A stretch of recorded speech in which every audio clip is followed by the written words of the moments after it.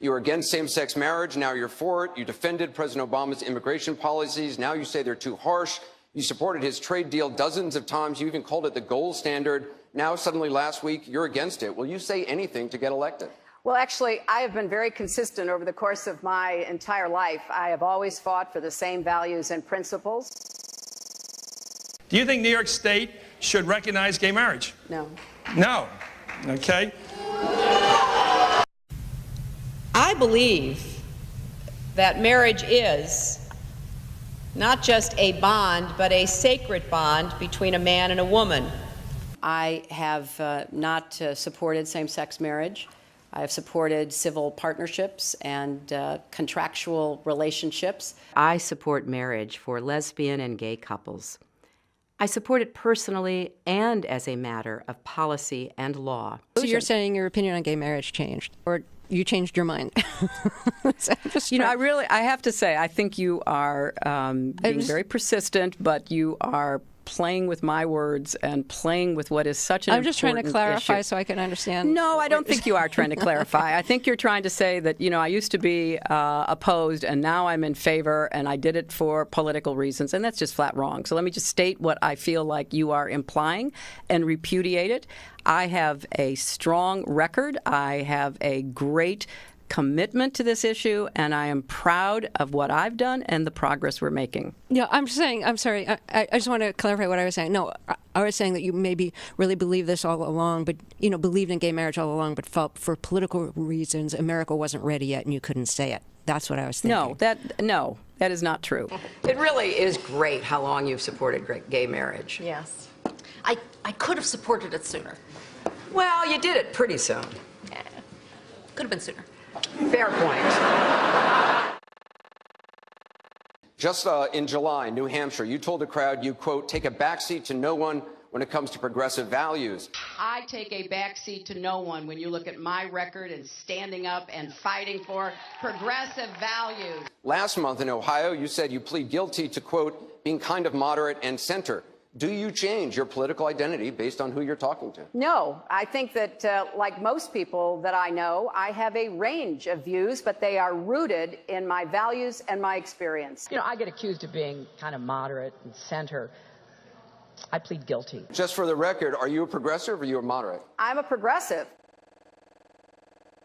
Going through the emails, there were over 60,000 in total sent and received. About half were work-related and went to the State Department, and about half were personal, that were not in any way related to my work. When you speak to the public, you say, I turned over everything.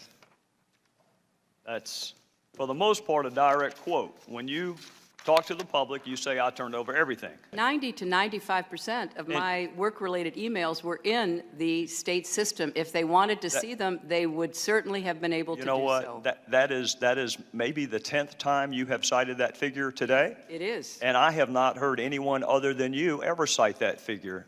Who told you that 90 to 95% of your emails were in the State Department system?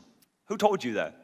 We learned that from the State Department in their analysis of the emails that were already on the system. The Inspector General report found that less than 1% of State Department emails, record emails, were captured. So they give a number of less than 1%, and you give a number of 90%.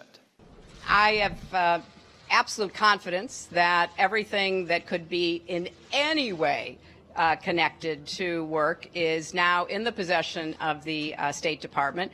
This pile represents the emails that you sent or received about Libya in 2011, from February through December of 2011.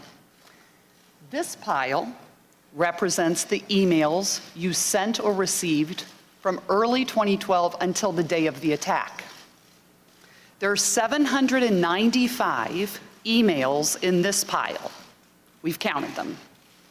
There are 67 emails in this pile in 2012. And I'm troubled by what I see here. I can only conclude by your own records that there was a lack of interest in Libya in 2012. The server contains personal communications from my husband and me. Only time I got on the internet, I did 2 emails, and I ordered Christmas presents from a reservation. Otherwise, I found people said embarrassing things on emails. I didn't want to be one of them.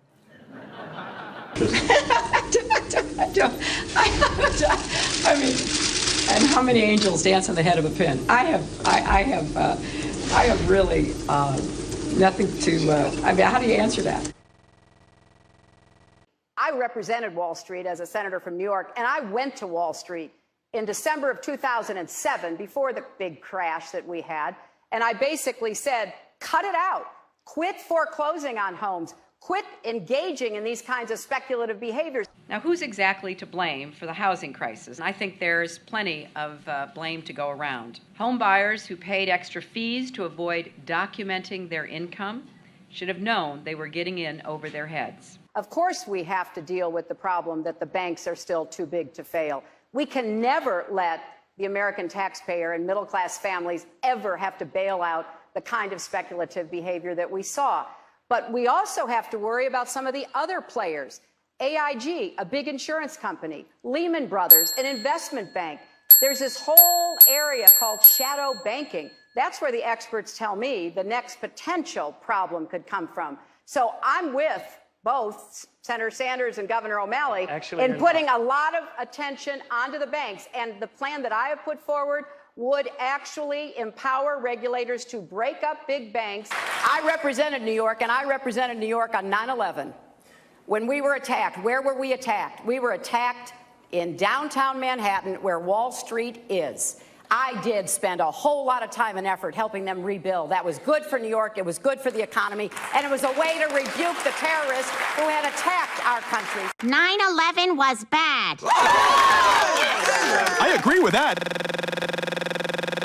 Time and time again, you hear one thing in speeches, and then you see a campaign that has the worst kind of tactics, reminiscent of the same sort of Republican attacks on Democrats. Well, I am here to say that it is not only wrong, but it is undermining core democratic principles. Since when do Democrats attack one another on universal health care? I've looked at the legislation that Senator Sanders has proposed, and basically he does eliminate the Affordable Care Act, eliminates private insurance, eliminates Medicare, eliminates Medicaid, TRICARE, Children's Health Insurance Program. Just because Senator Obama chose not to present a universal health care plan does not give him the right to attack me because I did.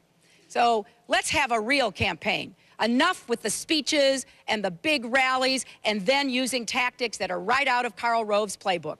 This is wrong, and every Democrat should be outraged. The Democratic Party in the United States worked since Harry Truman to get the Affordable Care Act passed.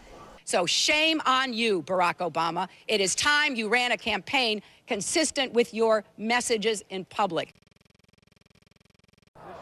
Hillary Clinton's attempt to tout her foreign policy experience hounded her again on the campaign trail today.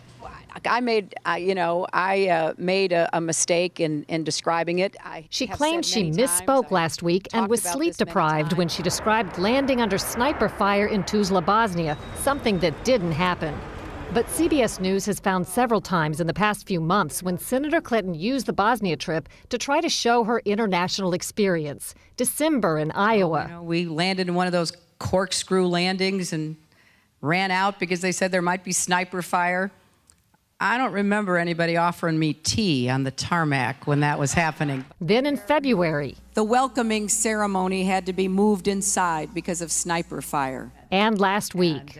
I remember landing under sniper fire. We basically were told to run to our cars. Now that is what happened. Some differing accounts of your trip to Bosnia, and I'm wondering if you can clarify.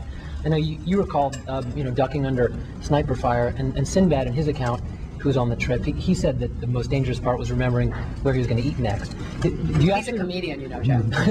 He's a comedian. So you actually recall, hearing gunfire, and were you when we were flying into Bosnia, we came in a evasive maneuver. There was no greeting ceremony, and we basically were told to run to our cars. Now, that is what happened. After CBS News video showed what really happened when she landed and greeted officials, Senator Clinton maintained there were risks, but explained to the Philadelphia Daily News why she was seen on the Bosnian tarmac greeting a young child if it was really so dangerous. I was also told that the greeting ceremony had been moved away from the tarmac, but that there was this 8-year-old girl, and I said, well, I can't rush by her. I've got to at least greet her. So I greeted her, I took her stuff, and I left. Now that's my memory of it. Good to see you. Once again, her memory doesn't match our videotape. She and her daughter Chelsea lingered on the tarmac to greet U.S. military officials, took photos. There was the group of 7th graders on the tarmac, too.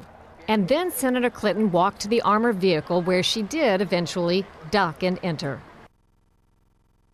It was one of the highlights of President Clinton's first term, passage of the North American Free Trade Agreement, also known as NAFTA. Critics blamed NAFTA for the loss of manufacturing jobs in industrial states, including Ohio and Pennsylvania. Hillary Clinton helped get NAFTA approved. She held at least 5 meetings to strategize about how to win congressional approval. She helped the White House block opposition from labor and environmental groups, and she was the featured speaker at a crucial meeting. Participants in that event said, quote, her remarks were totally pro-NAFTA. There was no equivocation for her support for NAFTA at the time.